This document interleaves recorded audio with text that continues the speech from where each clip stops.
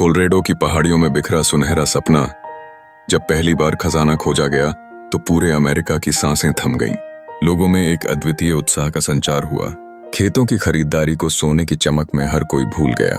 इमारतों से लेकर खेतों तक हर जगह सोने का चकाचौंध था। हजारों लोग अपने भविष्य को संवारने की एक उम्मीद में जूझते नजर आ रहे थे। लेकिन उस एक करोड़पति की कहानी सबसे दिलचस्प बन गई, जिसने अपनी सारी संपत्ति एक पहाड़ी पर लगा दी। उसने भारी मशीनें मंगवाईं और सोने की खुदाई शुरू की। लेकिन यह जानकर निराशा हुई कि पहाड़ी के गर्भ में सोने का कोई निशान नहीं था।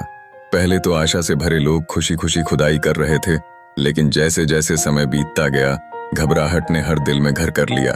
करोड़पति ने अब सामने आकर कहा कि यह तो हम पूरी तरह से बर्बाद होने वाले हैं। सब कुछ दांव पर लगा दिया है। वो अपने परिजनों से बेताब नजर आता था। सामने खड़ी एक भयावह स्थिति उसका चेहरा बेरंग कर रही थी। उसने अंततः इश्तिहार दिया कि वह पहाड़ी और सारा यंत्र बेचना चाहता है। सबको पता था कि यह पहाड़ी सोने की दृष्टि से खाली है, जब कोई पागल ही खरीदेगा। पर आश्चर्य की बात यह है कि एक साहसी खरीदार मिल गया।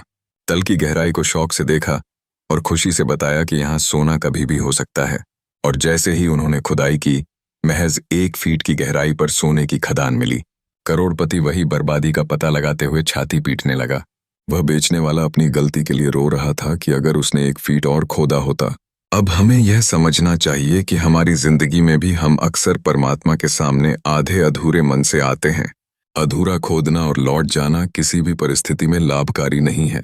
खुदाई एक गहरी यात्रा है जो तब पूरी होती है जब हम संपूर्ण रूप से उस दिशा में कदम बढ़ाते हैं। किसी भी चीज में कंजूसी नहीं चल सकती, क्योंकि परमात्मा के दरवाजे पर केवल उनके लिए जगह है जो सारे दिल से आकर खुदाई करते हैं। अपनी सारी संभावनाओं को जोड़कर चलें और कभी ना लौटें, क्योंकि जब हम खुदाई करते हैं तो हमें कभी कभी सिर्फ 1 फीट की ही जरूरत होती है।